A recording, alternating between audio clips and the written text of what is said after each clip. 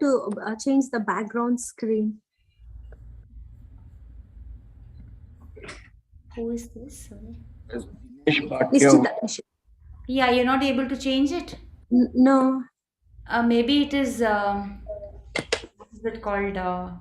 Your settings must be stopping you from doing it. That Nishita was asking that question. Nishchita was Asking that question.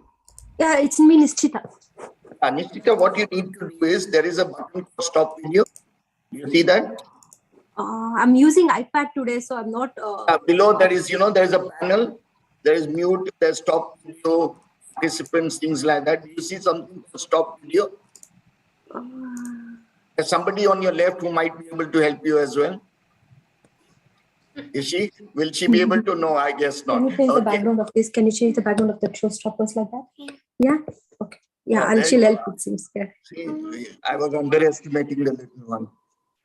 Hi, Roshni.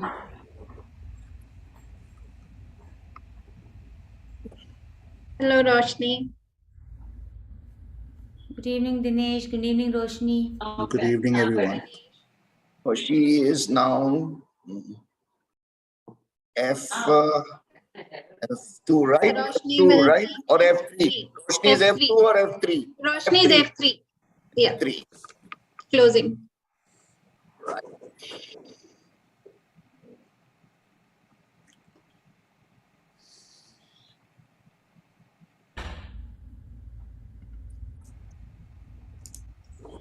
All the role players are there. I think, Anita ji, we can start the session. The Sergeant at Arms. Yes, Alvin is the acting Sergeant at Arms today. Okay, great. Good evening, everyone.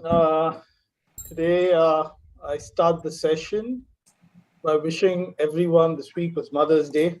So I'd like to wish everyone a very happy Mother's Day. All the mothers a very happy Mother's Day. And that's simply because for many families around the world and throughout history, one thing that we've seen is traditionally it's been the mothers who have often done this thankless job of keeping the family and the household running, right? So starting with lending their bodies to house babies before even they are born, mothers have a tendency to give up a lot for the families, and rarely they get the accolades that they deserve. So I'm hoping that everyone has taken the opportunity this time to thank and tell their moms how much they love them, right? And tell them how much they appreciated and how much they noticed, right? With that, I move on to the club's mission, and I'd like everyone to place their hand on their chest and repeat after me on the club's mission. The club's mission is the mission of the Toastmasters Club is to provide a mutually supportive and positive learning environment in which every individual member has the opportunity to develop oral communication and leadership skills, which in turn foster self-confidence and personal growth. Okay. A quick reminder to everyone on the rules of the game today. Few things that we all need to know is one is to keep our phones on silent through the session. Second is in case you're not speaking, I'd like you to keep yourself on mute so that there's no disturbance that comes across from the rooms for any of the speakers.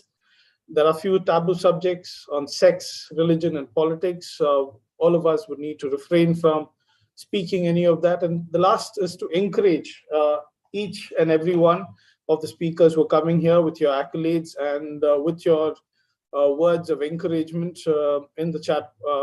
In the chats that you can go back on to them. So that's about it from me, and I hand it over to our President, Toastmaster Amita.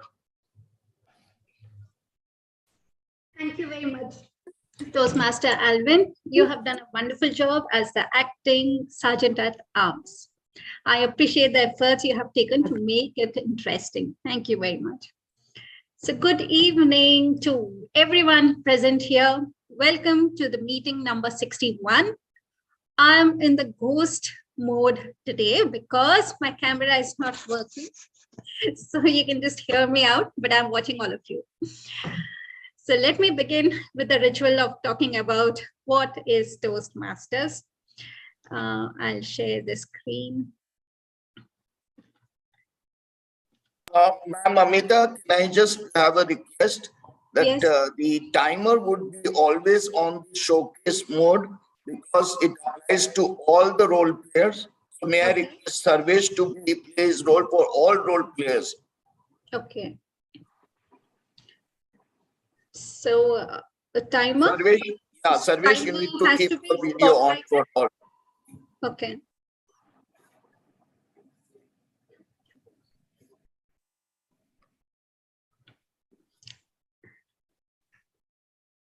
So welcome to meeting number 61. And what is Toastmasters? Okay. So Toastmasters International is a non-profit educational organization that teaches speaking and leadership skills through a worldwide network of clubs.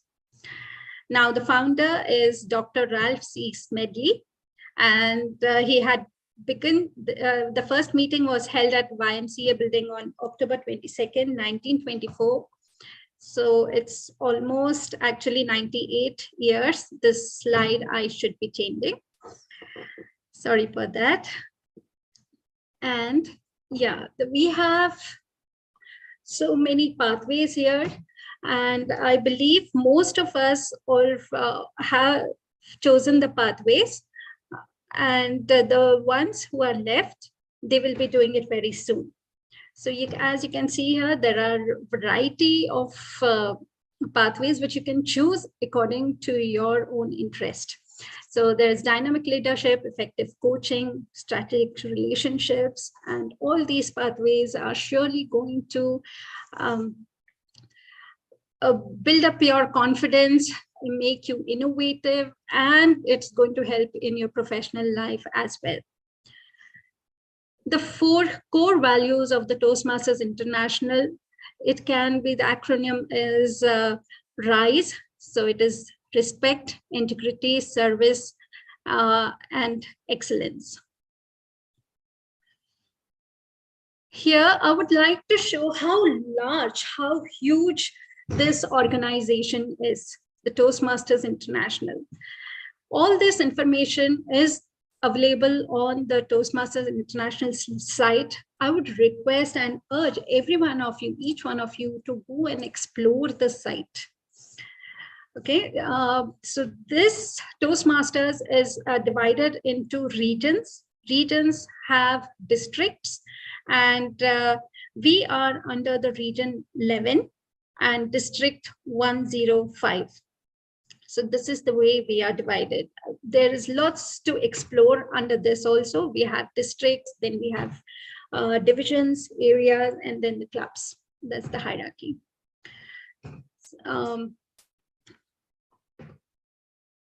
So as you all are aware, we are present online also. We have our Facebook page. So you all should actually visit our page there. I was going through the magazine of the month of May, and I really am impressed with this article published by our international president, Margaret Page, DTM. An excerpt which I liked from her article is this: that willingness to fail and the ability to get back on the bike after disappointing yourself isn't a weakness. It's what makes you a leader. These are such strong words given by her, and it's very inspirational. Try reading the articles in the online magazine. Some of the articles will stick to your mind and make you ponder over it. I hope everyone knows how to access it. So you go to the site and there is a tab called magazine. Just click on that. Also, there is another article which I came across. It is learning to evaluate everybody.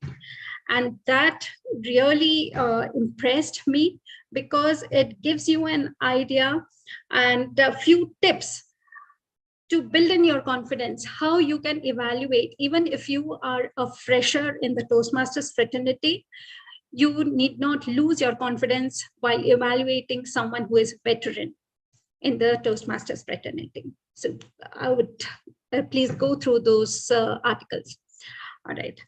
Now, coming to the very next program, actually the agenda which we will be having is the election. And these are the 7 positions which you are very well aware of. Club president, VPE, VPM, VPPR, secretary, treasurer, sergeant at arms. These are the posts for which you all can nominate yourself. And so now I would like, for all this, I would like to hand over the role of election nomination chair to our club mentor, DTM Anita Naidu. I don't think no one is better than her to take us through this procedure. And I would request our DTM to do the needful for the upcoming elections. We had spoken about it, and mostly by tonight, the details shall be emailed to each showstopper. You can reply to the email and submit your nominations. Also, as she is our club mentor, she has also promised that a small videos of how to use, rather exploit the TMI site to your advantage and how to update your pathway progress will be sent to our WhatsApp group and also the FB page for easy access. So with this, I end my stint as the president, and I declare the meeting number 61 open. So I would like to call our diligent Club Secretary, Toastmaster Sri Devi, to read out the minutes of meeting number 60. Over to you, Toastmaster Sri Devi.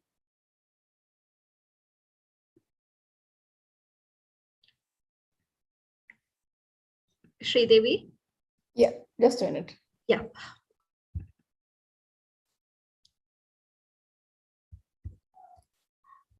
Good evening, Toastmasters.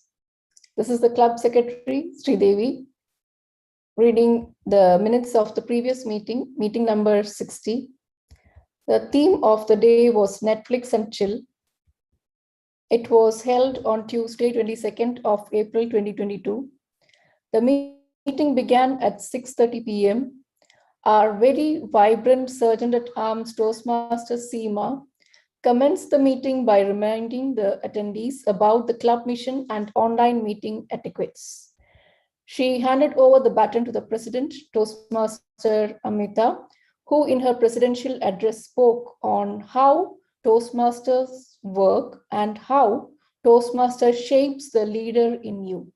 She welcomed the guest and bid goodbye to our very vibrant immediate past president, Toastmaster Tina. The virtual stage was then taken over by our very exuberant TMOD, Toastmaster Karsha, who introduced the theme of the day, Netflix and Chill. Then came the general evaluator, Toastmaster Kimji, who introduced the role players, timer, our counter, and grammarian. This was followed by the minutes of meeting by Toastmaster Sridevi. The podium was then taken over by the word master, Toastmaster Nishchita, the word being cinephile, meaning a person who loves films. Then was a time for prepared speeches by DTM Anita, Toastmaster Amita, and DTM Sherry. This was followed by timer's report and voting by Toastmaster Sridevi. Then the baton was handed over to the table topics master, Toastmaster Deepanj, and was followed by timer's report. The virtual stage was then taken over by general evaluator, Toastmaster Kimji, who initiated the evaluation segment. Our evaluators, Toastmaster Seema, Toastmaster David, and Toastmaster Sidhu, evaluated the speeches. Then came the timer's report and voting. This was followed by the R counter report by Toastmaster Dinesh. After this, The general evaluator, Toastmaster Kimji, evaluated the entire meeting. The meeting came to an end with presidential closing and ended on time at 8:30 p.m. Over to you, Madam President.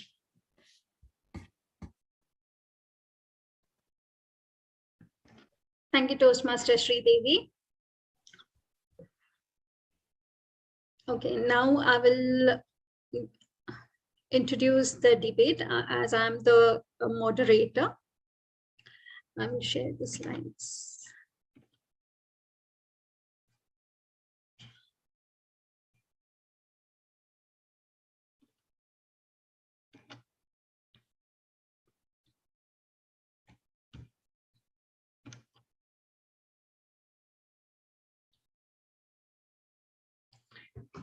Okay, so here are the rules, how it is going to be. So we have two teams, team affirmative and team negative. Okay, so that's against the topic. So the first speaker, the opening speaker of the affirmative team will be the first speaker. And this is the sequence or the speaking order. And it goes to the next speaker will be the opening speaker from the negative team. Then the third speaker will be the rebuttal of the negative team. And fourth speaker will be rebuttal of the affirmative team.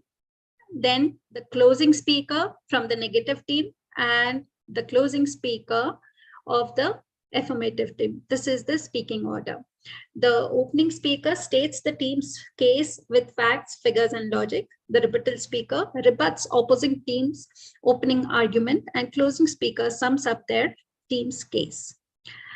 So this is the sequence for the two teams. So you all are aware of that. And the timings with the speaking orders, opening speaker and the rebuttal speaker each gets 3 minutes. Closing speaker gets 2 minutes. For the opening and the rebuttal speaker, the green light will go on at 2.5 minutes and red light at 3 minutes. For the closing speaker, the green light goes on at 1.5 minutes and red at 2 minutes. 10-second grace period after the red light, but the speaker will be muted after 10 seconds.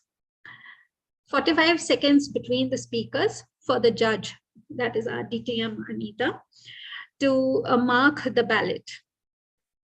Okay, and 2 minutes we'll see at the end of the debate for her to give us the evaluation, to sum up her evaluation. Now, some good debate rules which everyone can follow is: do not interrupt when others are speaking. Listen carefully to your opponent and ask questions if they have finished as per the rules. No idea is a stupid idea, so refrain from using any strong words against each other. Do not raise your voice. Always speak calmly and politely to your opponent. All right. So here are the two teams, the ninjas versus the rock stars, for and against. So Zoom master, should I request everyone else to switch off their cameras except the participants? Or is it okay?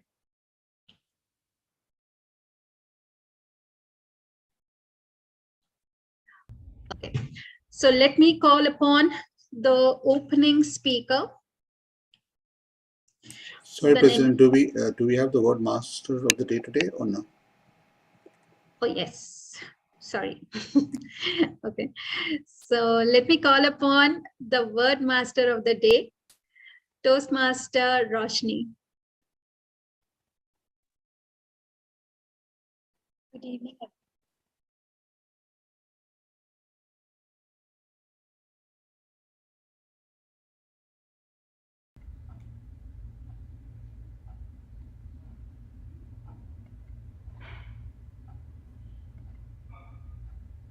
Good evening.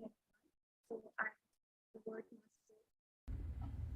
Today's word is low fish, pronounced as low fish. Means talking or telling to talk much or Roshni, I think You have an audio problem, or is it only me who's not able to hear you properly? No, I second that. Hello, We am I can't hear audible? her. Yeah, I think your audio is not clear at all. One. Keep talking.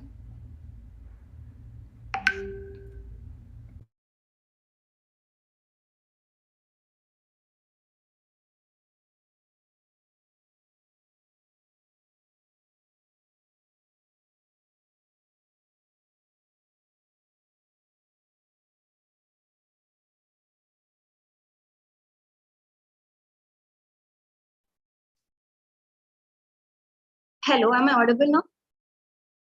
Yes. Sorry for the inconvenience.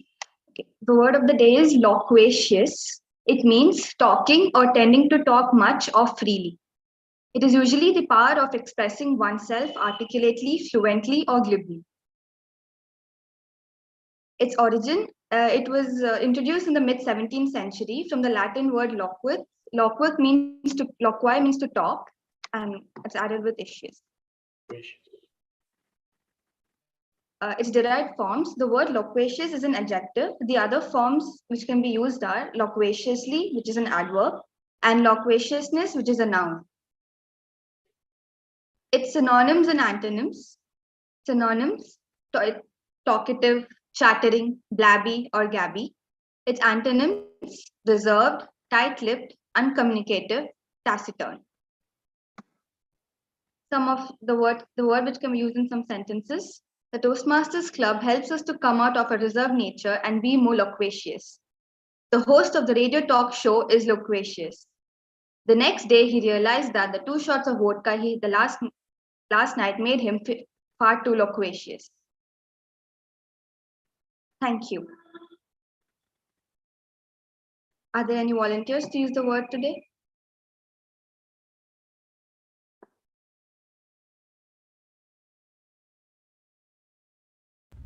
Yeah, maybe I'll go with it. I see too much of a silence. Yeah, Toastmasters is one forte where everyone can avail the opportunity of becoming more and more loquacious speakers. Thank you. Over to you, Roshni. Any other volunteers? Sorry, could we have the definition again? I kind of missed it. It means someone who's talkative, who has a tendency to talk more. So I'll give it a shot. Normally, I have a very loquacious nature, but the last time in a meeting, the tongue caught my tongue. Cat caught my tongue, sorry. So I hope that's correct. Yeah, that's right. Thank you. I hand over to the PM, Toastmaster Amita. Thank you, Toastmaster Roshni. That's a wonderful word, and let us all be loquacious today, this evening, to make this meeting more lively and bubbly. So I would urge all the members to try and use this word as much as you can this evening. So now let us begin the debate. Sorry to interrupt, Toastmaster Amita. Yeah. I just wanted to know, they know the timings and they're going to be muted at the end of 3 minutes, 10 seconds. Yes, I have mentioned that. Yeah, over to you. Yeah. So timer, are you ready? Yeah. All right. So the topic for the debate is students should be paid to go to school.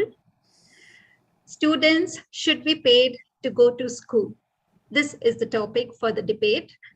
And we will begin with the opening speaker of the fourth team, that is the ninjas. So the first ninja is Toastmaster Alvin. Over to you, Toastmaster Alvin. Thank you, Toastmaster. I'm going to speak for the motion students should be paid for education. I want to set the ground over here, or stage, and I want all of you to picture a picture of a family in a village in India. It's a family of 5 parents and 3 children, father who is a breadwinner, mother a homemaker, and 3 school-going children. Now, the financial situation of the family is hand to mouth, and they're dependent on day-to-day earnings. Now, think of a situation of a calamity or a debacle in the family in the form of probably a natural disaster. Would the economic balance of that family still be the same? Because they're dependent on hand to mouth of each day from the father's earnings. And most probably not. And here's where something like this could happen, where the eldest child decides to drop out of school and go along with the parent and try to support the family. Should this happen? And here's where the relevance of today's topic of discussion comes to life. Should students be paid? Here is a clear case where, by providing for the student and for this student or for this family of students who are from this particular family, by getting them, by paying for them, we are ensuring the economic balance of the family still stays and these children are getting educated. Okay, I take you back for another example. Another example comes from my own personal experience. I come from a school back in India where a lot of focus is on sports. You have children who are brought from different parts of the country into our school, and they're trained on different levels of sports, and they're trained on different streams of sports. Now, these children spend about a good 8 hours training each day. Now, 4 hours in the morning, 4 hours in the evening, and between what they spend is in the school. How much of time would these kids be able to focus on the education? How much of time would they be able to focus on improving on the academic, and to get a good academic progress? Most often, it's not possible. And for children over here, it's important because not every child who's coming into sport and who's trying is able to make it to the next league. And for these children over here, who suddenly at the age of 25, at the age of 30, realize they have not made it to the next league and they have lost out in life, and they're struggling, and then they're struggling to make ends meet. And it's over here that you need to ensure that these children are also taken care of, and they can be taken care of by ensuring that they are paid for the education. So in conclusion, I have 2 points.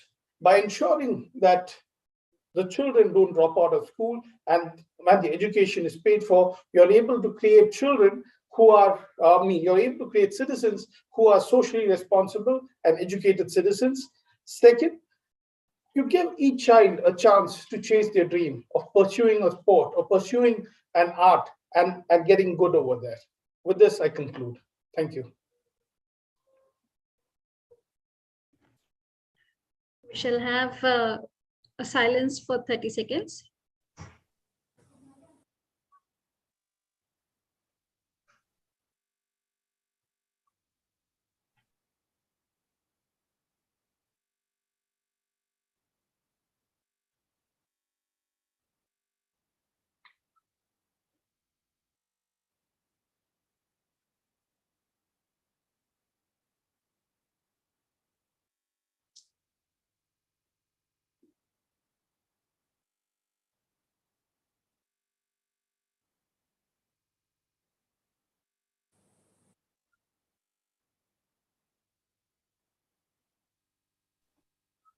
Okay.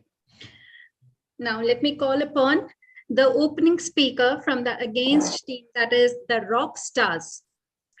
So the Rock Star opening speaker, Toastmaster Nishchita. Over to you. The capacity to learn is a gift. The ability to learn is a skill. The willingness to learn is a choice, says Brain Hubbard. Good evening, Toastmasters, fellow Toastmasters, and guests. My team and I strongly oppose the motion that students should be paid to go to school. According to Cambridge Dictionary, school means an institution for educating the children. Paid means being given money for something. Student means a person who is learning at school. Having defined the term school, paid, and student, my able opponents and friends, let me take you through the reasons that I support my claim. It provides wrong attitudes towards learning. While paying students for good grades will likely encourage them to keep doing good in the school, but it fails them to prepare for the real world where everything is not where everything you do isn't rewarded. The attitude towards learning will only depend on reward they receive, but in real life, no one is going to pay you for learning. Education would lose its value. It is very important that everyone gets educated, and education is not just going to school, as there is a lot more to do. Education is more about knowledge, skill, training, attitude, and morals you learn from being in the school. Paying students to go to school will only make them to see it as an avenue to make money, and not to get knowledge to prepare themselves for the future. Not all schools can afford and pay, which leads to disparity.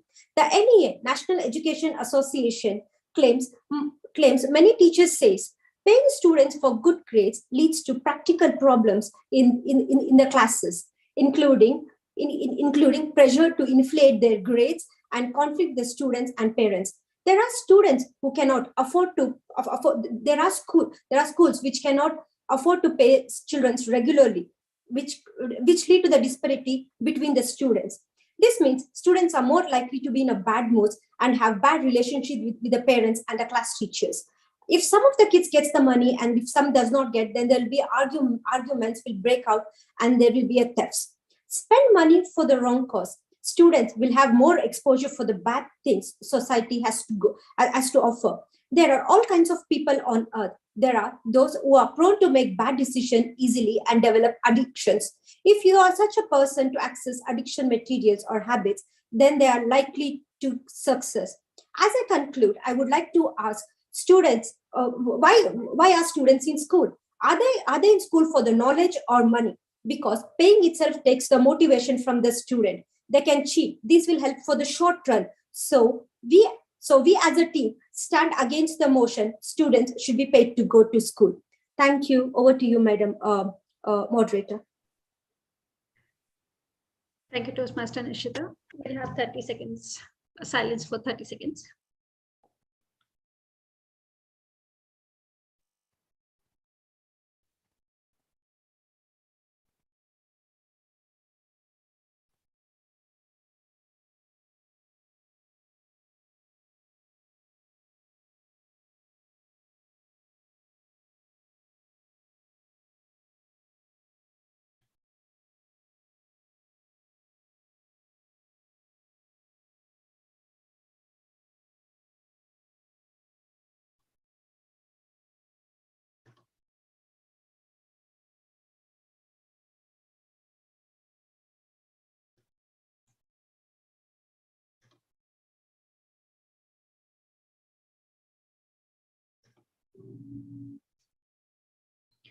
Okay, now it's time to call the rebuttal speaker of the against team, rockstar Toastmaster Sri Devi.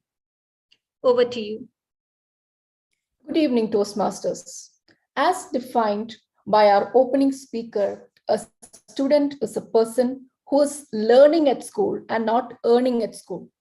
So we as a team strongly oppose the motion students should be paid to go to school. Now, let me take you to the reasons why we oppose the motion. First of all, my able opponents, let me remind you that paying a child to attend school will take the fun out of learning and school as a whole. Instead of approaching a test or a worksheet as a fun learning experience, they will feel the pressure to do well. Moreover, paying students will affect their behavior. According to an article in New York Times, numerous studies have shown that over a period of time, rewards will dampen excitement about the task. If reward is money for attending and working hard at school, it will send a message that reason for attending school is to enrich your wallet rather than your mind. My worthy opponent, tell me, do we want to instill this thought in our students' minds? It seems like our strong opponents have forgotten that money given to the student could also be misused by them. According to studies by UNESCO, globally, an average of 1 out of 4 kids of the age group 13 to 15 years have used alcohol, which is twice as much as those who have used tobacco. According to analysis by National Drug Treatment Monitoring System, NDTMS, 11,013 under 18s were under treatment for drug and alcohol dependency in England in the year 2021. A vast majority, nearly 89%, had the problem with cannabis and 41% with alcohol. So money paid to the students could easily be misused, and the financial independence at such a young age could thus be dangerous. Moreover, it could also encourage cheating and lying in students. If your child wants to have incentive enough, they will do just anything to get that, even if it means breaking the other rules they have been told all their lives. Cheating may not seem like that big of a deal if it means they can get $10 more in their pocket. Thus, I rest my case requesting the House to oppose the motion. Students should be paid to go to school. Over to you, Madam. Thank you, Toastmaster Sridevi. We'll have silence for 30 seconds.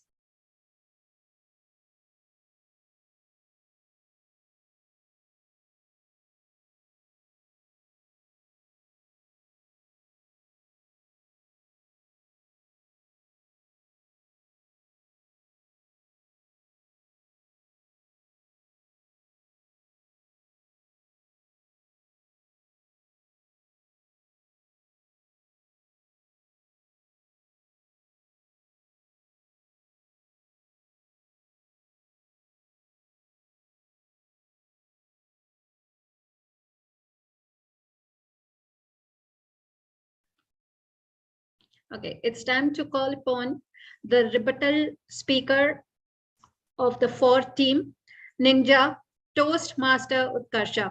Over to you. Okay. Yes. Thank you, TMOD, for calling me on the stage. I believe that the opponents, that my fellow opponents have only one thing to say, and has considered that the paying money or paying anything to students will lead to consumption of alcohol and cannabism. Well, speaking of that, if they think money or getting paid is evil, I don't think that any of us are an addict of alcohol or cannabism. Otherwise, if that is so, then everyone would have been taking alcohol or taking weed. So I think this point of them is completely invalid. Secondly, the motion here is paying students to go to school. Now, payment doesn't only mean paying them money. Payment can be in the form of giving them financial assistance, or giving them the books or the uniforms, or any such kind of assistance which can encourage them to come to school and study. Further, see, everyone, I think everyone have been through their school, and the idea of waking up early, completing homework, and attending school is itself a big task for a child. At least for me, it was.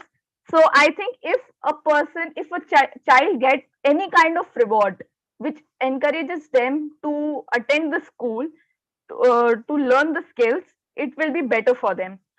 Also, it's not necessary that paying money or paying anything to the student will decrease the learning, or as my fellow opponents loquaciously said, that it will take the fun out of learning. Well, I would rather suggest that if we pay students at this very early age, they'll get the knowledge about the finance, and we might even teach them how to be independent at very early age, so they get the necessary knowledge. Also, the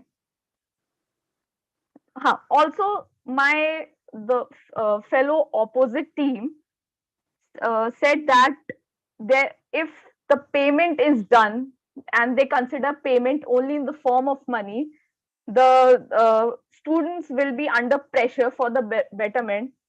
Well, I would like to refute here that pressure already exists upon on each and every student, whether there is any kind of payment or not.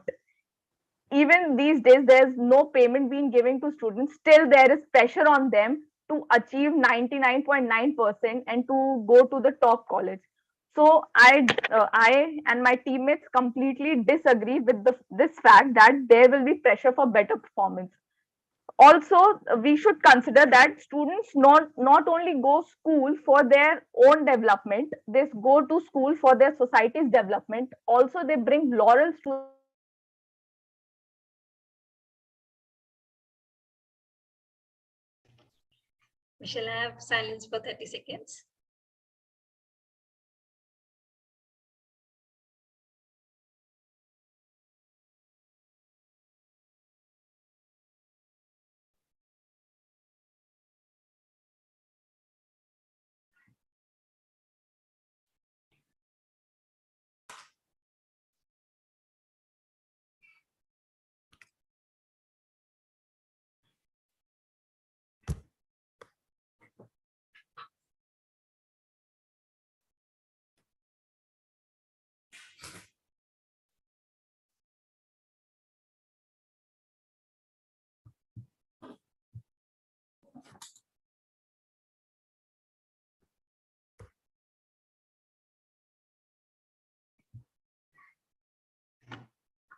Okay. Let me call upon the closing speaker of the against team, Rockstar Toastmaster Kazi. Over to you. Yep. Am I audible? Yes.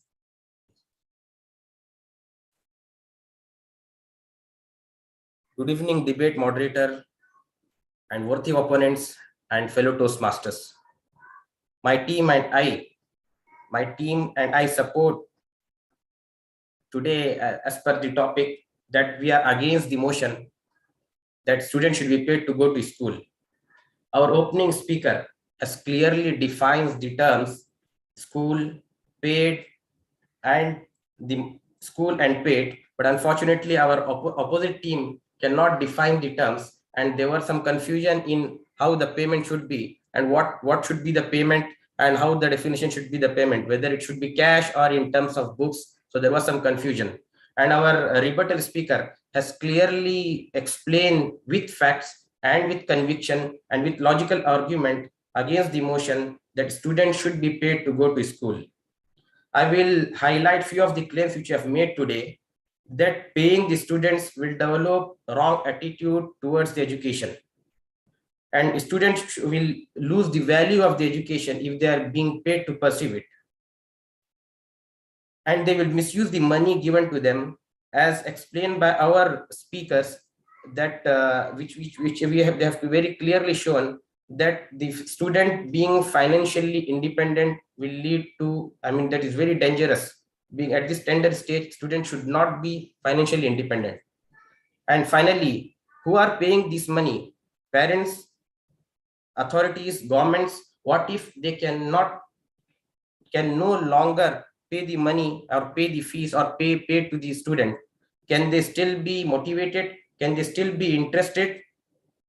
Finally, after all, we know that education, we as a team, Rockstar team, are urges the house to reject the motion that the students should be paid to go to school.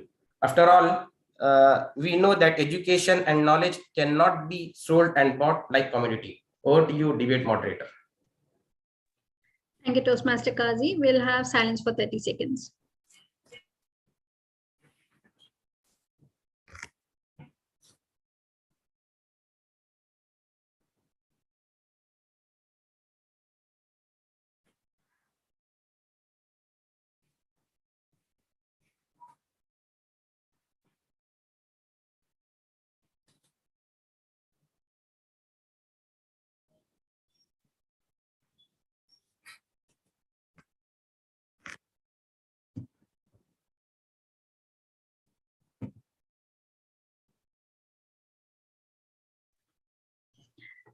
Okay. Let me call upon the closing speaker of the 4th team, Ninja Toastmaster Roshni. Over to you. So the rock stars have presented a loquacious argument on why students should not be paid to go to school.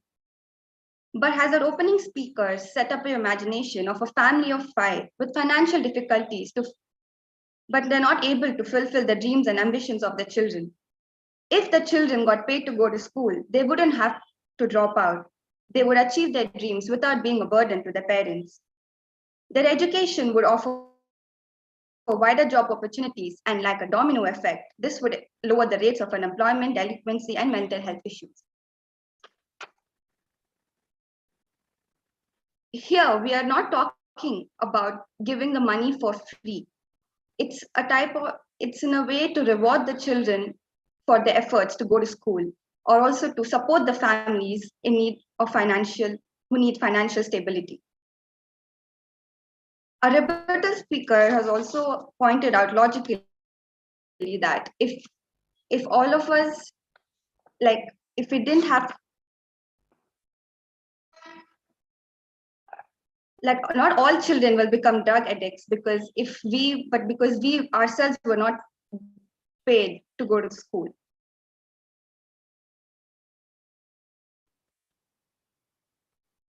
Our speaker also told that it will be rewarding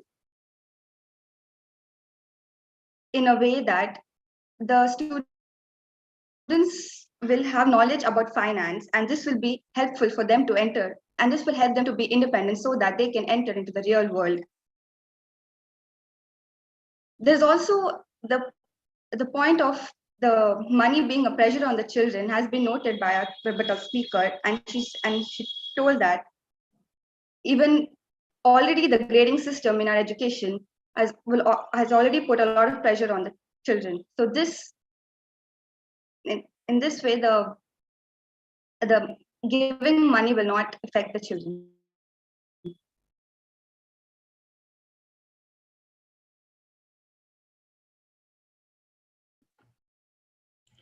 Thank you, Toastmaster Roshni.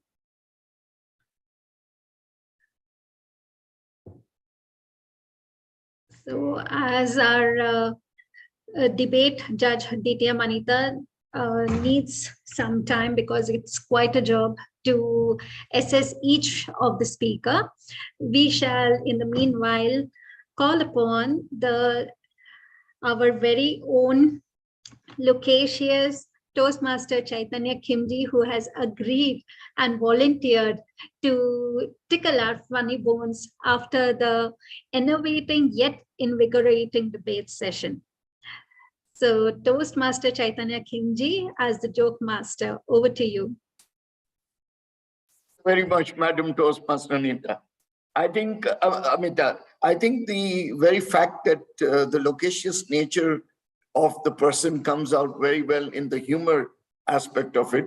I'm very glad to say that the time given to me is 3 minutes, and do bear with me for those 3 minutes, unless and until Anita ji is ready with her evaluation of the speakers. So let's start with the first humor incident that I read. Did you hear about the fact that there was the first restaurant on the moon set up?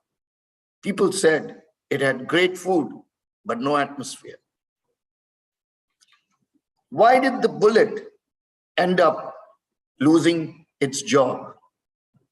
Well, it's simple. My camera not on. Everybody see me? Can I get a thumbs up? Yes. Okay, thank you. I'm requesting everyone else to switch on their cameras so that at least sir can see all of us laughing, and that will serve the purpose of the joke. Thank you. Thank you, everyone. Well, so going back to the bullet ending up losing his job, it was because it got fired. Why doesn't the Dracula have any friends?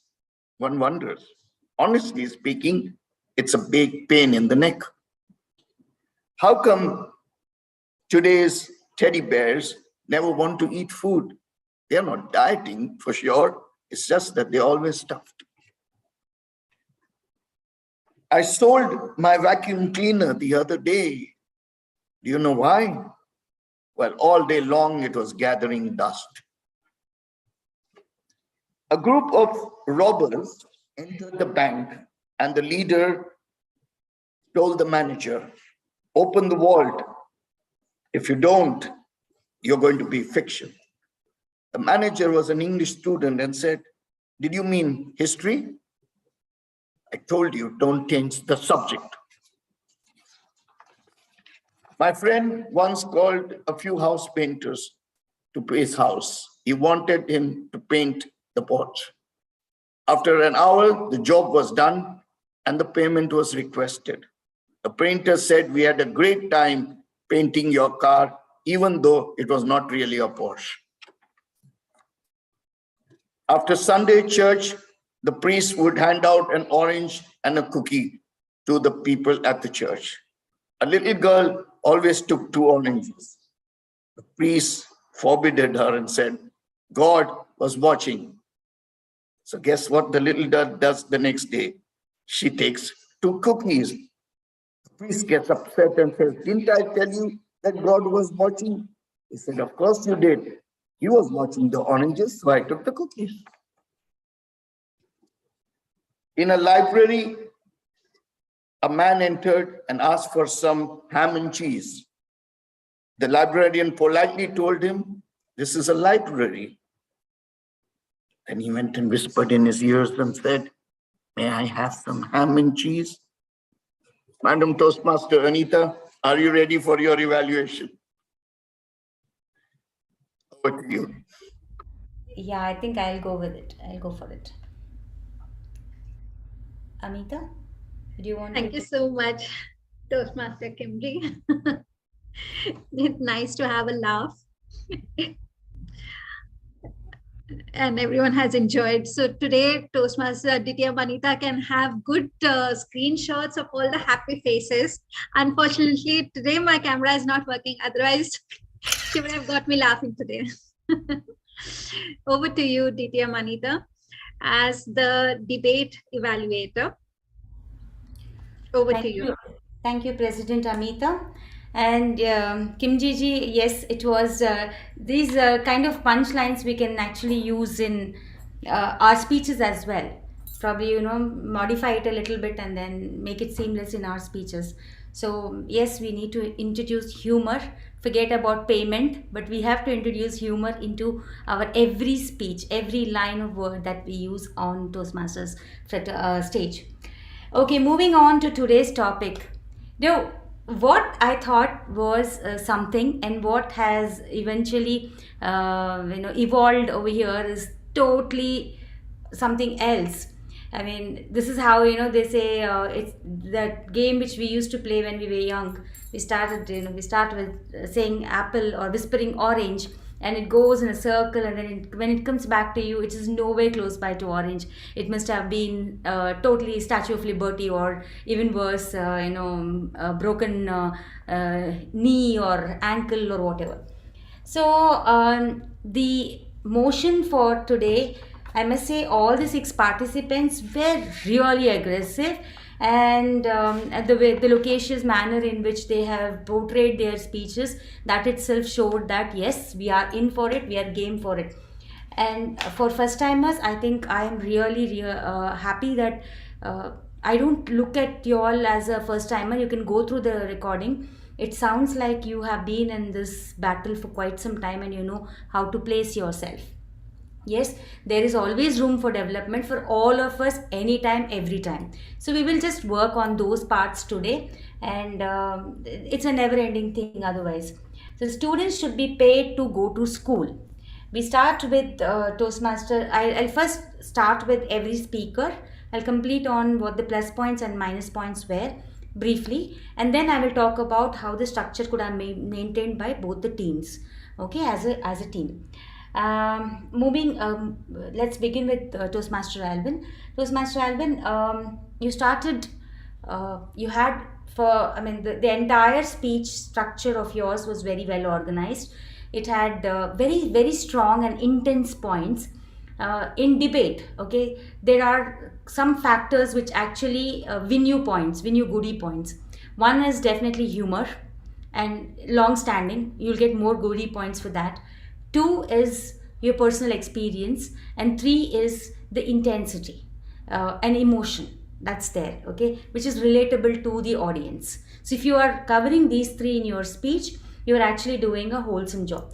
So Toastmaster Alvin's speech had a lot of intense emotion, because he was talking about a financially, not well placed family, where the eldest son would have to go out to work to just bring in bread for the family and forget about his legal rights. I mean, his human rights of getting educated. And then he spoke about, he did talk to us about situations, and then he spoke about how economic balance, hand to mouth situations, and so on and so forth. Now, and then he said that, let me keep it here. Yeah, uh, there are children who are trained on sports, don't get enough to be trained on acads, and they lose out there. So he did bring in these kind of very emotional ones, and ones which are very factual. What I missed in your speech is, Toastmaster Alvin, I missed the definition. When we talk about a debate, we are always supposed to define. Now, when I say definition, it doesn't necessarily mean that you have to define every point. It depends on the motion.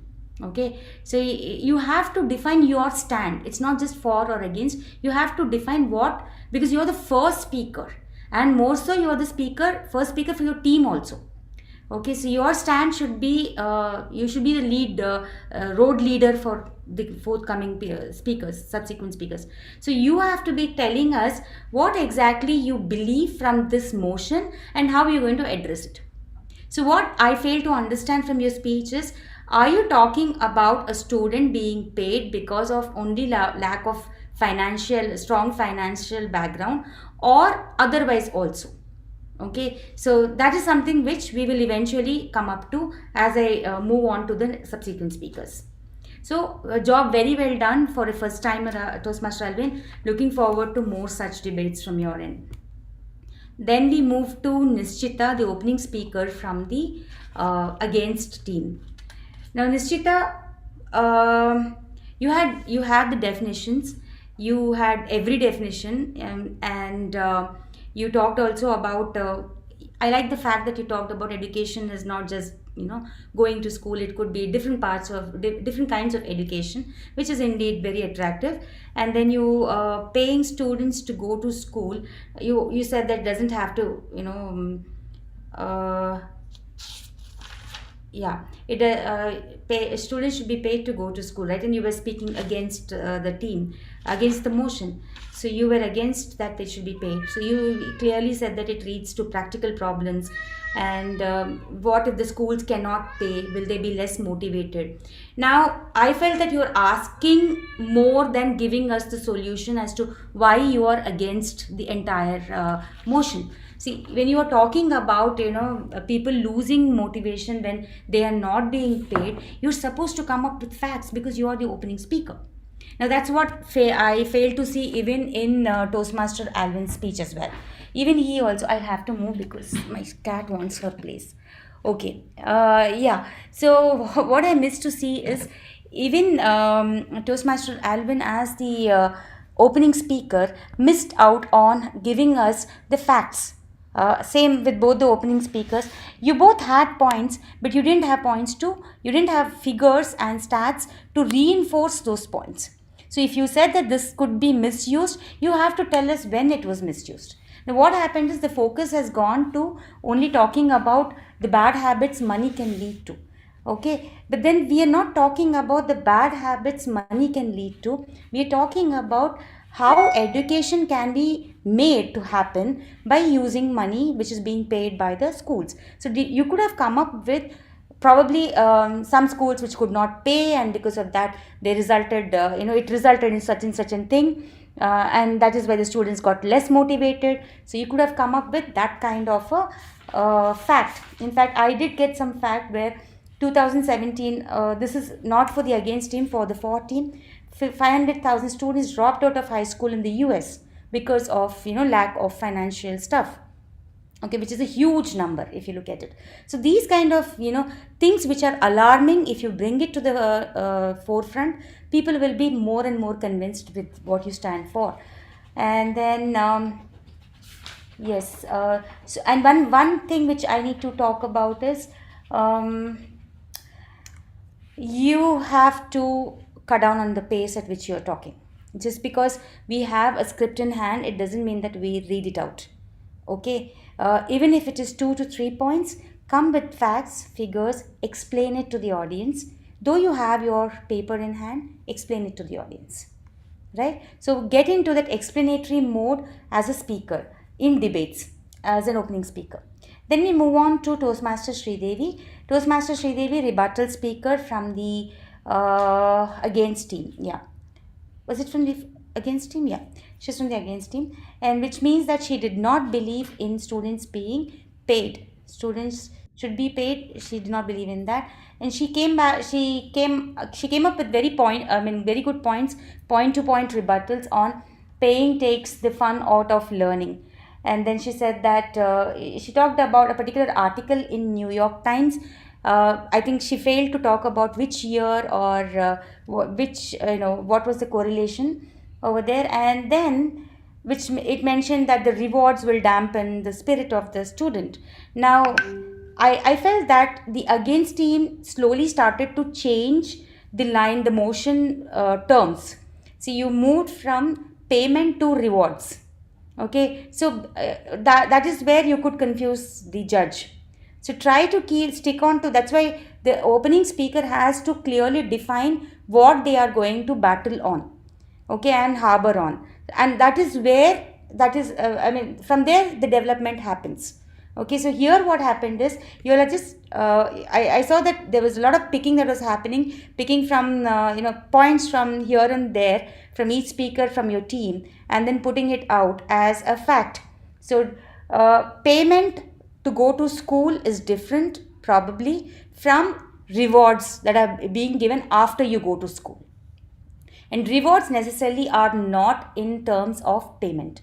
That is a scholarship. That's another part of it. That is after you've proved yourself as a student. So if at all there's something that is related, bring it with facts and say that this is the payment that was given as a reward. Now, I don't see how reward can be related to a payment. And then money given to student could be misused. Are you taking a stand over there as a team that the money is being given physically to the student? And when you define student, what is the range of students that you all are defining? That's also very important. I'll come to that when I'm doing a generic evaluation of the motion. So, I mean, if you're saying that it's given into the hand, I think you have to talk a fact about it. Was it really given in hand to students? Which age students were there? I don't think any school will give money to the students in hand, even if they are graduate students. So probably it would be going in as directly to the bank as a payment, rather than as somebody had mentioned. Then you also spoke about NDTMS, talking about the treatment the under 18 have been taking. Now they have been taking for drug and alcoholism, but is it because they have been paid and that money they have used for drug and alcoholism? If I missed out that point, you have to correct me, because okay, this is another argument altogether. Is it because of this is something which didn't come out to me well. Financial independence could be dangerous. Now, we're not giving them pocket money. It's money which they have to pay back to the school. Or if at all they are being given money to come to the school, it is going to be put in as probably bonds or mutual funds or whatever for them to reap at a later stage for education itself, which means they're going to school free of cost. So I think if you're fighting on taking it as a reward, then you have to make your stand very clear as an opening speaker initially itself, that we are going to talk about payment in terms of rewards given to students to go to school. So that is how you can, and yeah, that's about it. And yeah, otherwise you had point to point, whatever your opening speakers said, you had every point in place to give it a good shot, give it back. So I think job well done theoretically. Yeah, but for judgment wise, I would look for very concrete points to reinforce whatever you are stating. Toastmaster Utkarsha, the rebuttal from the for team. Now, Utkarsha, you did have, you started by saying that our opponents had only one point, and they were talking about money leading to, alcoholism, and you had used another word which I have to check the meaning of. Now, you said that payment can be of any other form. Yeah, this is what I was mentioning, which is like hitting the nail. That's a proper statement. See, paying does not necessarily have to be physical money. As I have mentioned, it could have been anything. So please define it before itself. So when you said payment, Nishita did define it, but when it comes to this particular motion, as a motion, what are we looking at as a payment to the student is what we need to define.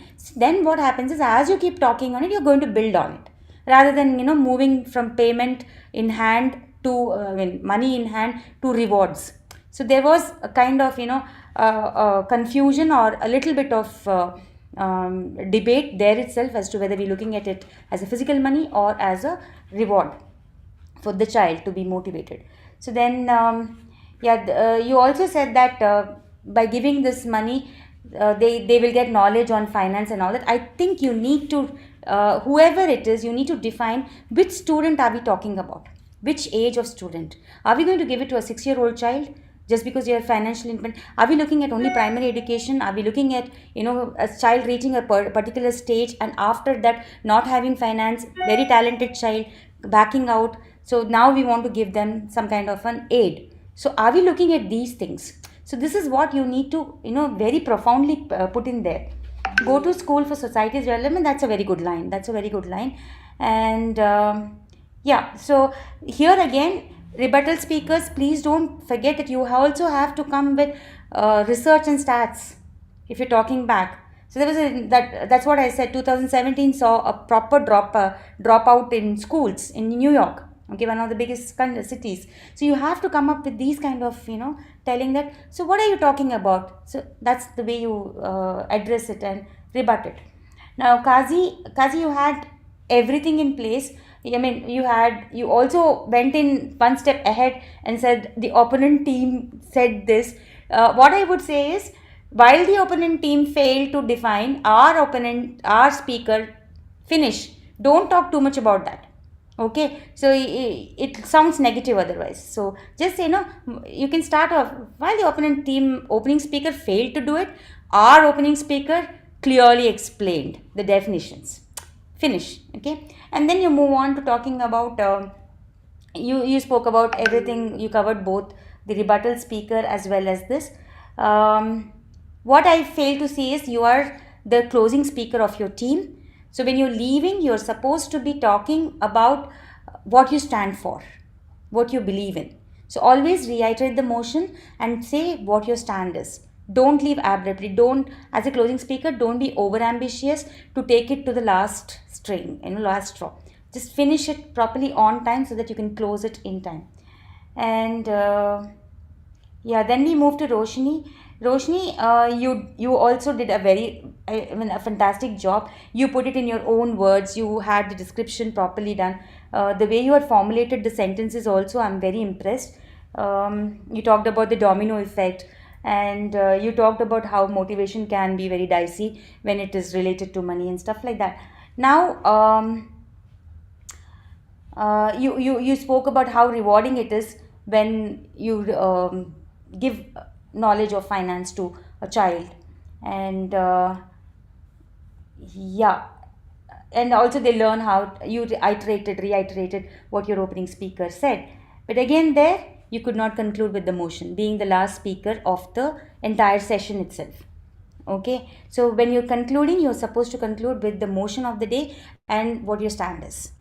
Okay, now quickly on the motion, my dear friends, everything went off well, but what I saw very profoundly was haziness.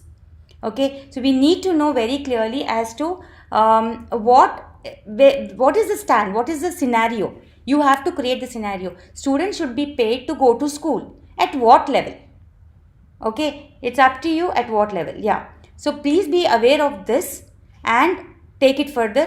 More so, I will send it as an audio message on the main group. Yeah, because we don't want to eat on the time. So thank you so much, and over to you, President Amita. Thank you very much, DTM Anita. It was a very exhaustive and very which word do I use? I'm sure everyone has benefited out of it, and we have got lots and lots of. It was like a practical done, and we have got the feedback and evaluation. Thank you for it. So now it is the time for the table topic session.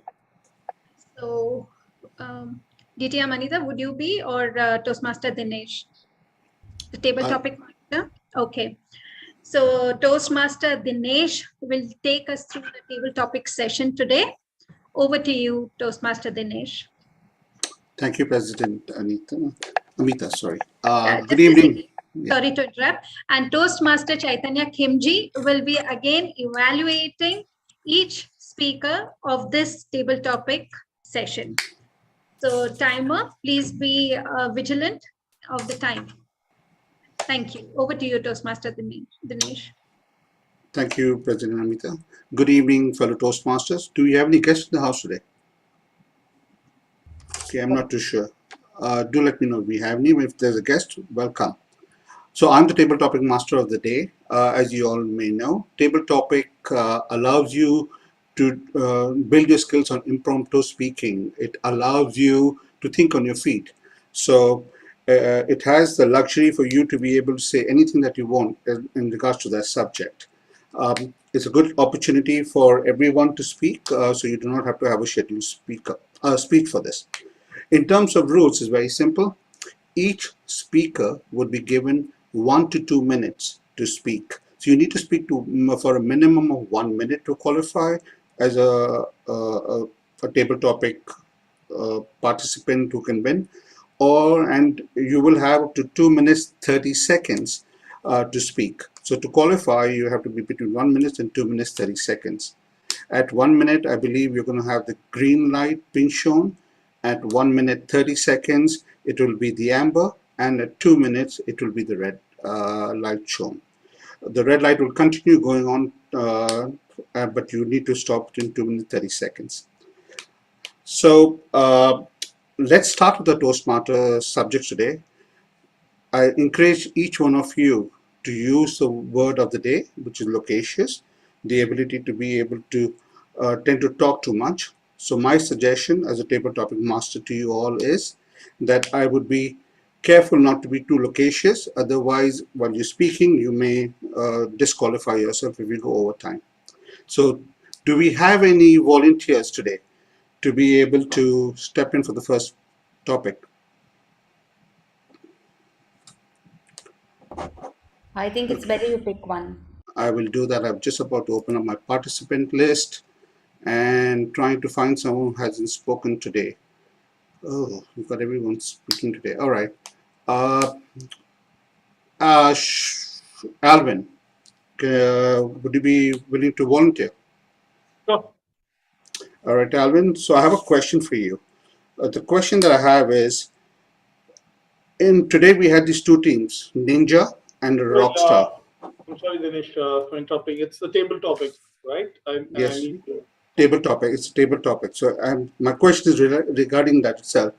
In real life, if you had an opportunity, hypothetically speaking, would you be a ninja or a rock star? Sorry to interrupt. The pattern is Toastmaster name, topic, Toastmaster name. My apologies. Topic, Toastmaster name. Okay. So topic is, would you rather be a ninja or a rock star if you had a chance? Alvin, Toastmaster Alvin, would you rather be a ninja or a rock star in real life? For me, subject over here is more or less. Madam Toastmaster Anita, I would request, since he has been a participant of the debate, I think we should not put the debate as a debate. point. I'll define. I didn't mean it. Thank you. I just, It will not be fair on a person who has already spoken on the topic. It's an unfair advantage to the speaker. So please change the topic of your question, please. I take that point. I meant it from an actual danger, No, like no, karate. we understand Okay. that, but you please take it off the debate topic, please. I totally Another understand. topic, please. I'll take that. Okay. Thank So, Toastmaster Alvin, is peer pressure beneficial or more harmful for an individual? Is peer pressure more beneficial or harmful for a person? Toastmaster Alvin.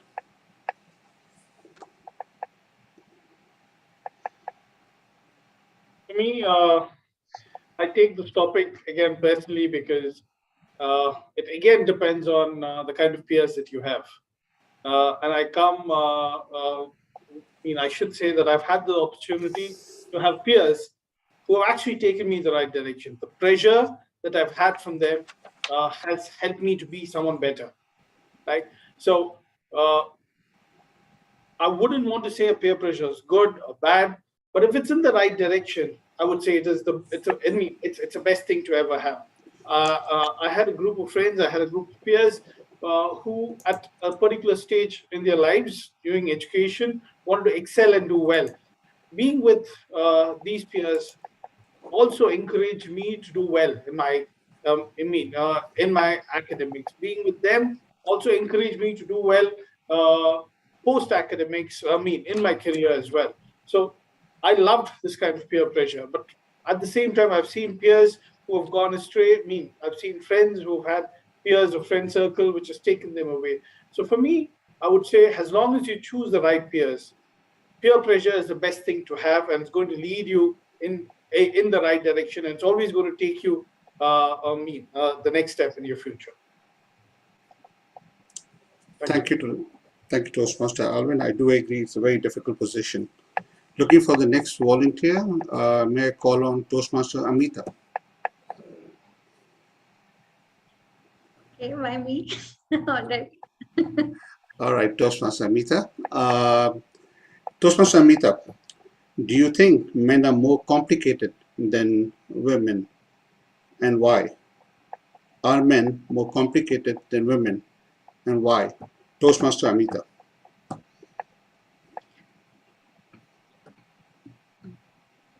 Yes, I do agree with the statement that men are more complicated than women because in our daily life, also I'm experiencing it, and out of experience, I can say that I stand by the title.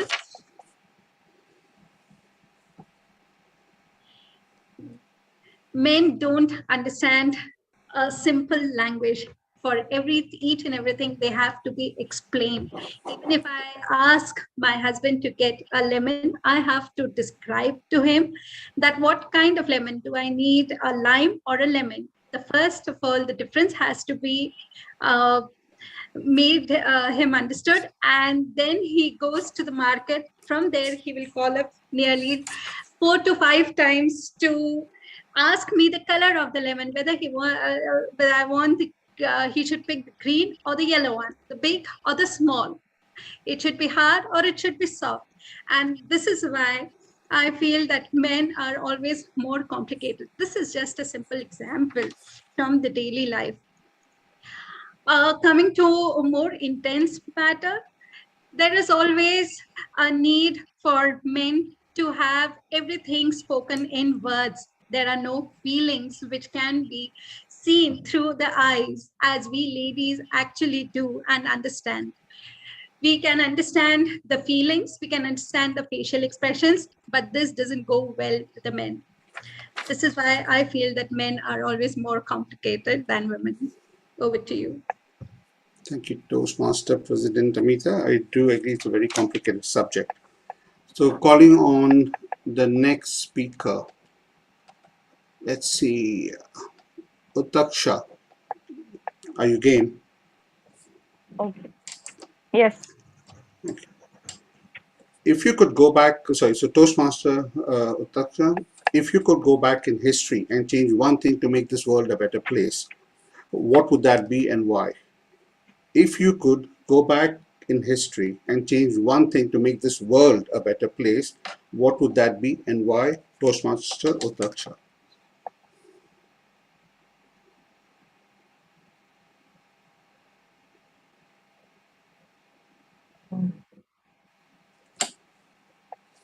If I've been ever given an opportunity to go back in history and change something to make this world a better place, would be the wars we had, like World War One and World War Two, which was only to yes, probably that, because I feel that because of these wars, either it's World War One, World War Two, or any other war, like the war which is recently going on, uh, not only the people from the two countries suffer, but the whole world suffer from this war. And at the end of the day, uh, the wars are basically the two ego of the two heads of the states fighting among themselves over either a piece of land or either either behind the money, and this affects lot of people. That's why I think if the wars are restrained, and the talks are taken on the table and alternative solutions are given, then I think world would be a much better place to live. I'll rest my case here. Thank you, Toastmaster Utaksha. I think that was true. A World War didn't have major impact all over the world. All right, moving on. If we have the time, let's call on. Everybody's spoken today, so it's a bit difficult to pick on somebody. You can call the timer. I can. I can? Oh, perfect. That'd be wonderful. Who would be alternatively keeping the time? Please just let the speaker know. I will do that. You will do that? I don't know. I'll do that, Amita. I think because it will not Okay. support if you don't have the Okay. lead. Yeah. Good evening, Toastmaster Sarvesh. How are you? Good. I'm good. Great. Okay, so Toastmaster Sarvesh, a question for you. Would you rather the kids today be more book smart or be more street smart? Should the kids be encouraged to be more book smart or street smart? Toastmaster Sarvesh. On this topic, I believe rather there needs to be a balance rather than being a specialized person in one kind. Book smart always, end up reaching to better position, I would say. But then at the same time, being street smart also helps you in achieving things that otherwise a person who has been a book smart, I would say, not unable to achieve, but they do miss out on those things. So it's always about striking the balance, making sure that you are balancing both of them. And I am trying to, I would say my example, if I were to take, I am one of the book smarts. So I do try to pick up on skills that would make someone a street smart person. Yeah. Thank you. Thank you, Toastmaster Sarvesh. I do agree. I think finding the right balance is very, very, very difficult. Do we still have time? Can we continue? Yes. Okay, so then let's take Toastmaster Anita. All right. Not me. Maybe Not you. others. I spoke too much. Okay, done. Let's take Toastmaster Nishita. She looks very interested and intense in the whole thing. So, Toastmaster Nishita, do you think as parents we should be encouraging our children to learn the times table or encouraging them to use calculators and technology that is already there to be much more fast and efficient in this dog-eat-dog world? What do you think? What's your opinion about it? Oh, sorry, let me follow the format. Toastmaster Nishita, should the children be encouraged to learn the timetables and be mentally more strong calculator, or use today's technology like calculators to work much more efficiently? Should children be forced to learn the times tables and be mentally stronger, or allowed to be used calculators and technologies that are already there to be more efficient. Toastmaster Nishita. Thank you. Thank you, Toastmaster Dinesh. I would like to say, in today's generation, we need to make sure the kids learn the times table and use the technology equally. Because back in the days, the technology was not so advanced when we were young kids. But in today's generation, maybe after 20 or 30 years, it will be most of the things will be based on the technology. Just not to be dependent on the technology, we need to make their basics strong. So they should be knowing how it works, the procedure to calculate, not to by heart the times table. But what I think is the basics should be strong, but they should be equally good at using the technology as well. Thank you. Thank you, Toastmaster Nishita. I do agree with that balance. All right, calling on one more speaker. So let's have Toastmaster Kazi. Are you okay, Toastmaster Kazi, to volunteer? Yes, I'm okay. Yes. Okay, so Toastmaster Kazi, do you use social media? I do, yes. Okay, so could you help us understand, is social media creating a toxic culture, or is it actually helping people be connected and benefit from it? Is social media creating a toxic culture or helping people stay connected and get better? Toastmaster Kazi. It all depends on how we use the social media. I mean, social media is there. I mean, it can be used in a very, very constructive way, and it can leads to the, I mean, it's very helpful in many ways, be in the networking, or the person who is looking for a job. Now we have LinkedIn as a social networking site, wherein people can connect to the people from different industries and different profile. They can get it connected, and it helps them to to be in the right place and to reach the right person to get things done. And there are, I mean, if you see the Facebook, especially the kind of the content which is being I mean, some of the governments which intentionally, they highlight few things which leads to the destruction of the humanity. So it's all depends on how we take it and how we utilize it. And everything has two faces. Like we have, as you said, coin has two faces. So it all depends on how we utilize it. So over to you, Mr. Dinesh. Thank you, Toastmaster Kazi. Those good answers out there. Timer, do we still have time, or? You can take one more. You can call Roshni. Toastmaster, okay, Yeah. Toastmaster Roshni. Okay, I'm going to give you a video. Toastmaster Roshni, is life more like a pen or a pencil? Is life more like a pen or a pencil? Toastmaster Roshni.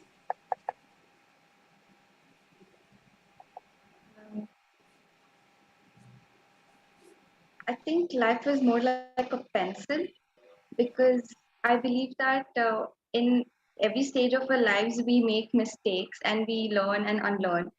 So we have the opportunity. If we use a pencil, we have the opportunity to erase it. If we use a pen, it'll have to be permanent and we cannot change it. So if we take life as a pencil, we can try to erase our mistakes and rewrite what we want to do in our lives, so that it's like we can write our own story by erasing the few mistakes we've done in the past. Yeah, but as we use I believe pencil is the more thing.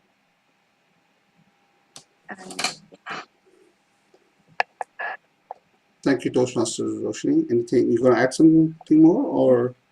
Okay. Thank you, Toastmaster Roshni. The pen, pencil, either way, in life has to be something that we make a difference in. Timer, do we have any more time? I think most of us have spoken.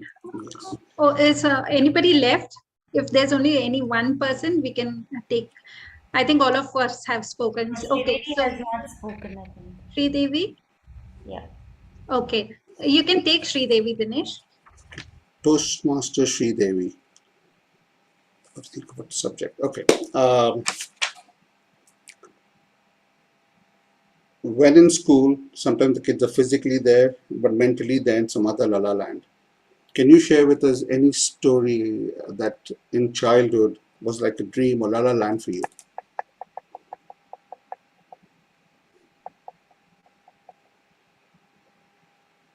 Good evening, everyone. Well, there have been many such instances where I have been in dreamland rather than the class, and my teachers have even caught me. And sometimes it was me sleeping with my eyes open, especially when I was in college and my engagement was fixed. So the previous night we would be chatting, and in the morning in the class, I would be sleeping with my eyes open. So that is one instance that comes to my mind. Thank you.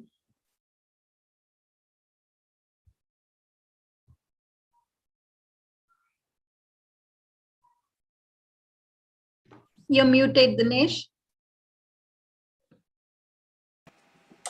All right. So I wanted to say thank you, Toastmaster Sri Devi. I wish I could learn to sleep with my eyes open. I always got caught and hit because I fell asleep. So, but thank you to all the speakers. I think everyone spoke so well today. I would like to pass on the stage to Toastmaster Chaitanya, who will give us the evaluation of the Toastmaster session. Thank you, and over to you. Shall we have the polls, President? Yes. Yeah. Okay, I'm not able to change it. One or two of this. Master, I think what you can do is probably the previous polls have not been completed. Just launch them and close them so that you can create the new ones.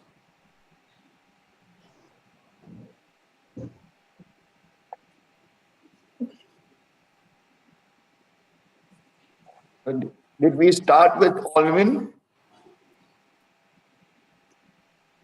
Yes, we started with Alvin, myself, Amita, Utkarsha, Sarvesh, Nishchita, Roshni, Qazi, Kazi. and then Roshni, and then Sri Devi. Yes.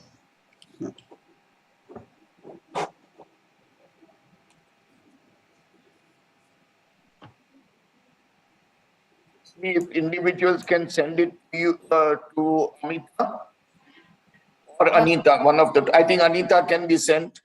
We're just working on it. Oh, okay, working on getting the poll. Okay, that's great.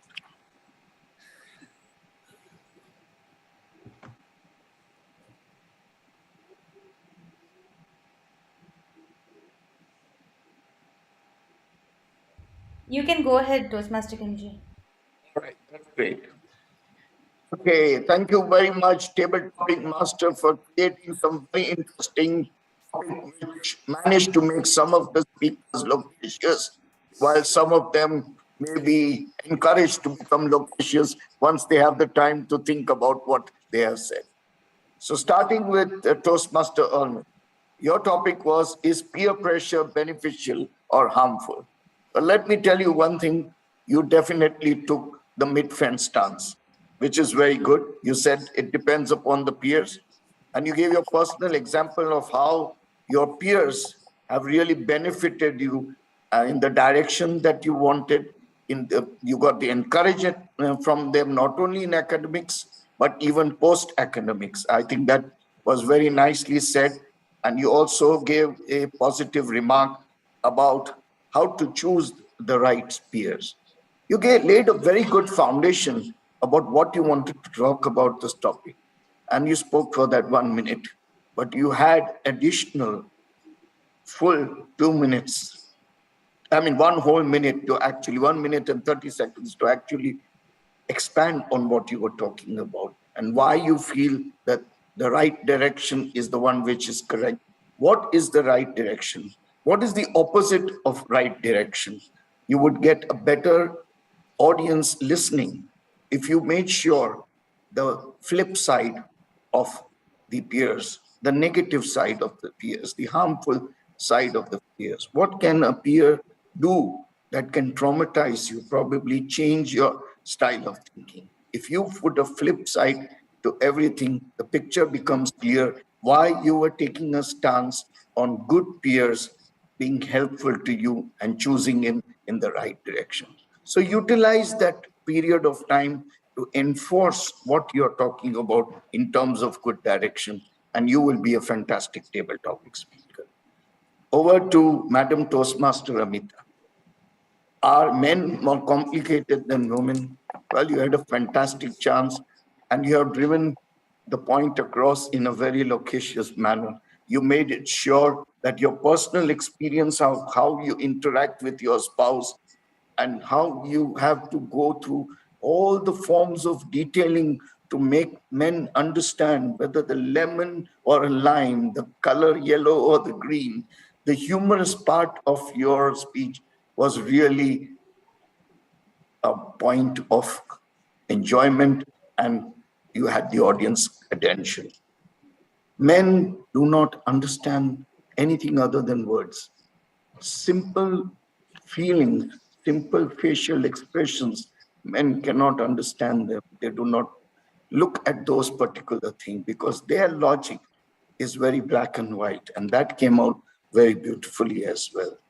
You really used the podium to express that particular thing. But why didn't you give the men a benefit of the doubt by putting a little bit of a flip side by saying that while they don't understand that black and white is there, it is us who will change the way the black and white shades change over a period of time.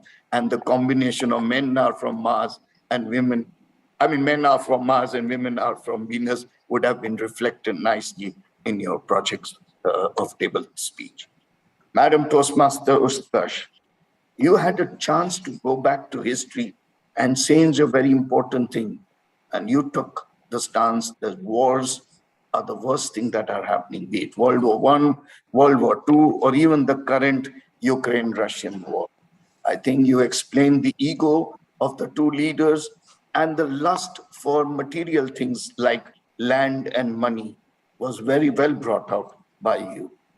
I think you had a solution in place that talks are important and talks should be brought in to make sure that wars don't happen. The only thing I would like to add to your speech here is the fact is how do talks which apparently do happen before any war starts has not been able to stop wars. What is it that talks are failing to do? What would you like to change in history so that talks succeed and wars do not happen? That is that change point which allows you to go back in history and thump a point across by saying that no wars will be take place until and unless a very, very amicable status is attained and no egoism will stand its chance. No stance on two extreme ends. There's always a middle handshake. And that is where talk succeeds. Something like that, if you could bring about a change, that would be nice. Toastmaster Sarvesh, kids should be encouraged to be book smart or street smart. Well, you also took a mid stance, like your previous speaker, Alvin. You said that smart reaches to a better position. Street smarts are also need to succeed in life.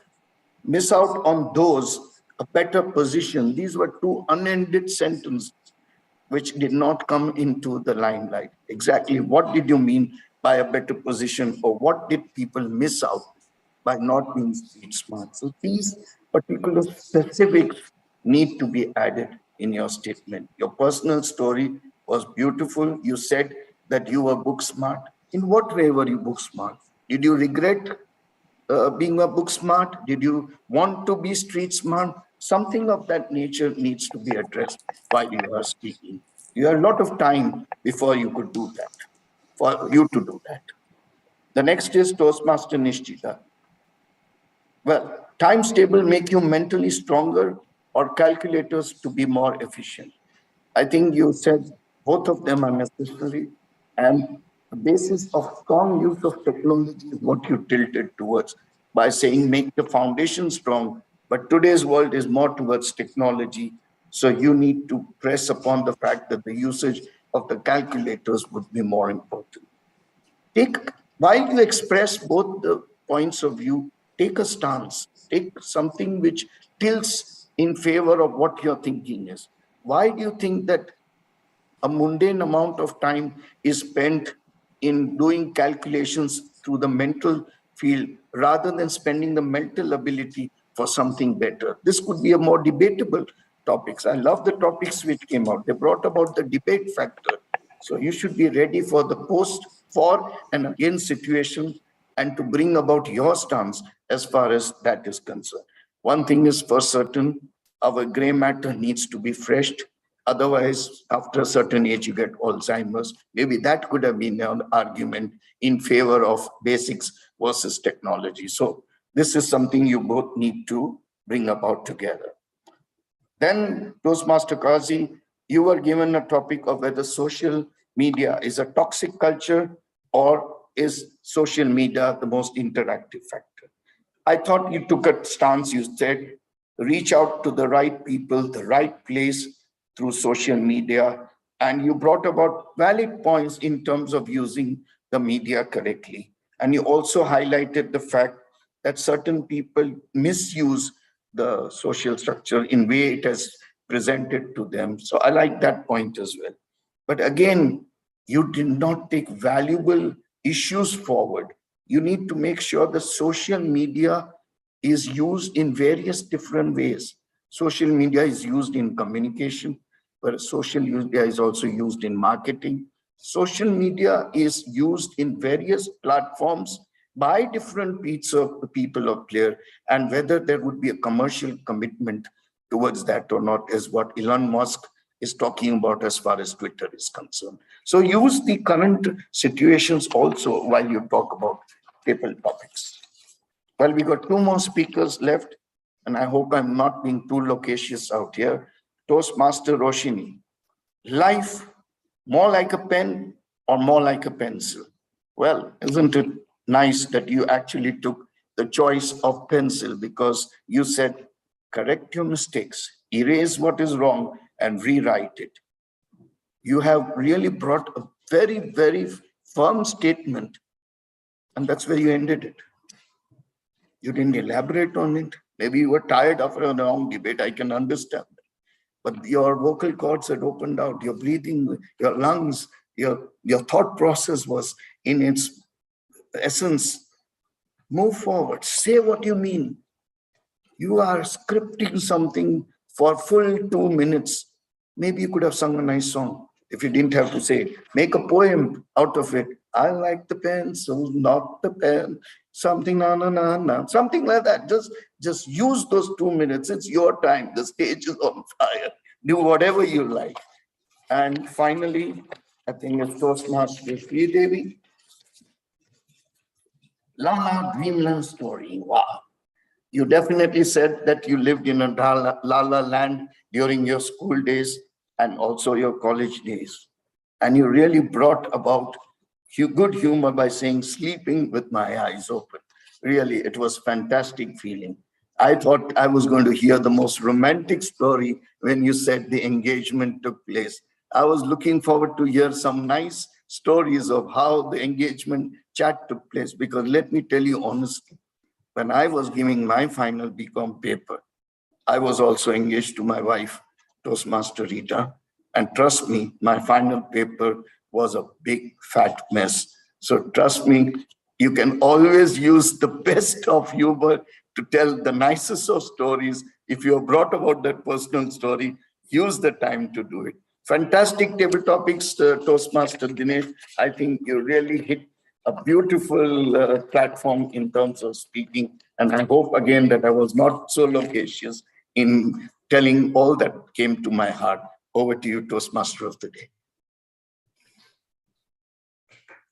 A big round of applause for this particular table topic session, because it was so appealing to me. And if it could make me talk, me loquacious, it could definitely make everyone loquacious. Beautiful topics, very thought-provoking, and they were so interesting, something which people could speak from their daily life. Very good attempt, Toastmaster Dinesh. Kudos to you. So it's almost end of the agenda. And since we don't have any other guest other than Toastmaster Sarvesh with us, we would like to ask those. Okay, before that, let me thank our DTM Anita and Toastmaster Kimji for a very insightful feedback and evaluation. As I told earlier, it was as if the practicals were at display and we are getting our results then and there. So it is really like an education session which has happened right now. Thank you very much. This is why we do need veterans with us. And okay, so our next meeting will be on the 24th of May. And also let me remind you once again, as soon as you get the mail for email for the nominations, please reply to it, come forward and volunteer yourself, as the Toastmasters is the place where the leaders are made. Okay. So with this, I would like to declare the meeting number 61 closed.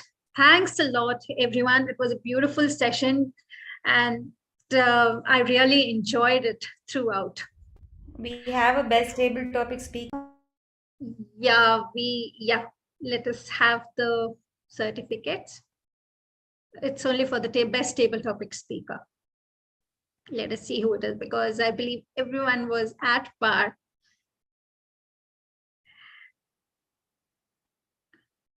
Where is Toastmaster Sarvesh? Yes, stay on.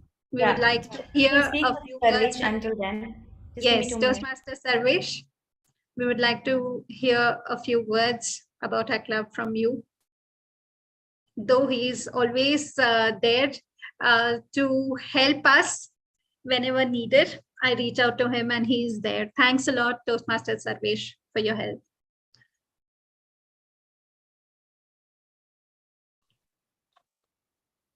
Yes, nice to see you. Talking about today's meeting, I found it quite wonderful, especially the part where we had feedback on the table topic session. It really gave me an insight on what all aspects of my table topic speech I could improve upon. And debates, I believe this is the first time I've attended a debate session in a Toastmasters Club meeting. I found that quite wonderful as well. Looking forward to having much more meetings with you. Thank you. Wow, that's great. Thank you.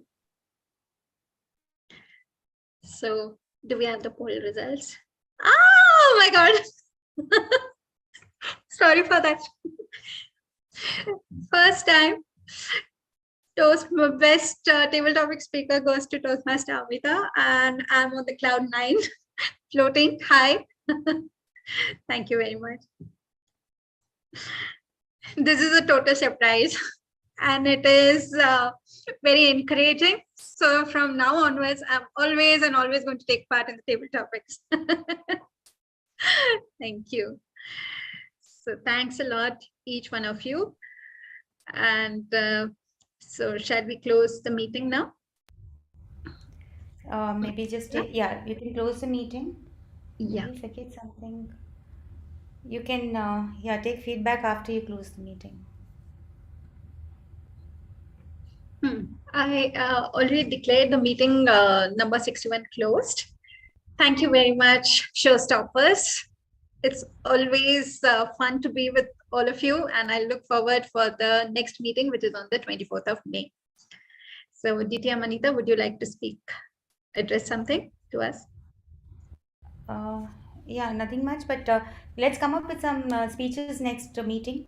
It's been quite some time, like 14 days is good time for all of you all to prepare. Yes. So just give names. We could have 4 good speakers.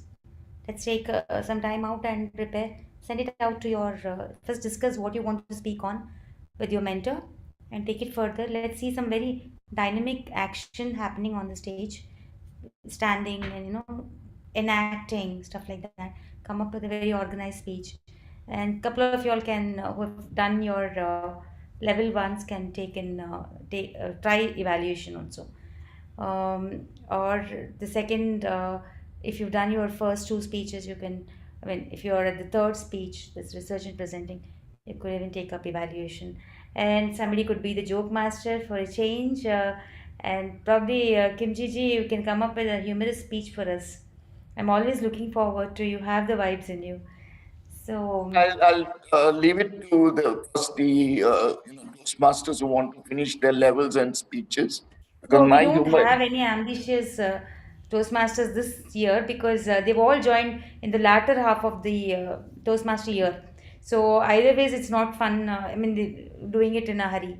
So Okay, we'll do it I in think probably I'll probably do one of my level speeches, perfect. level 3 speeches for the club. Then I'll give that Okay, rather than giving my humorous speech. My humorous done. speech was designed to be of that particular time frame. So now it won't be humorous because things have changed. Many things have changed since then. True, So I'll go for true, my true. level Okay, 3 done. speech. Yeah. Done. So if anybody wants to try a stand-up comedy or anything, please do let us know. And yeah, we've not checked the timers report today, but we went ahead with the polls.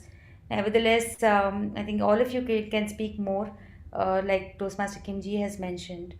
And when it comes to the debate part of it, I think the against team was did a little, the team was more in concurrence with each other. So we do work on, but still I'm very unhappy that there were no facts and figures around to reinforce. So yes, that is something which you can work on.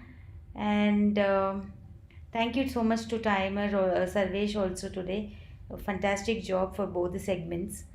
Anything else that we need to put in Toastmaster Kimji for the year?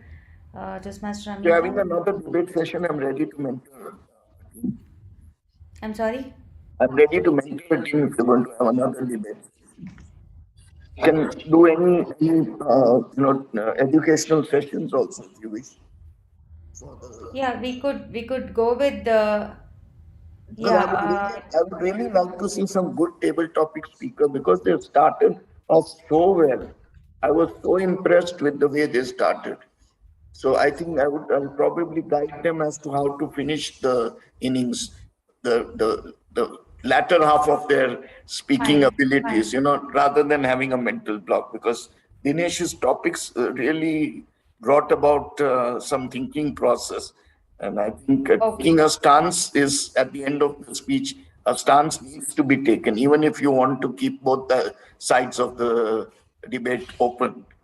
You need to make a right. stance to show where you stand. Okay, okay. So Yeah. do you want to have a training session in the coming Yes. weeks? We could go ahead with that, yeah. Yeah. Or I could do on evaluation, either which way you want. Let's see. Yeah. Let's see. Just Depending on how many are coming forward, hmm. we'll take it up that way. Okay, fair Yeah. enough. Yeah. Okay. So we call it a day. You. Thank you Okay. so much, everyone. Thank you so much, everyone. Thank you, everyone. Thank Amita, you. just don't forget to switch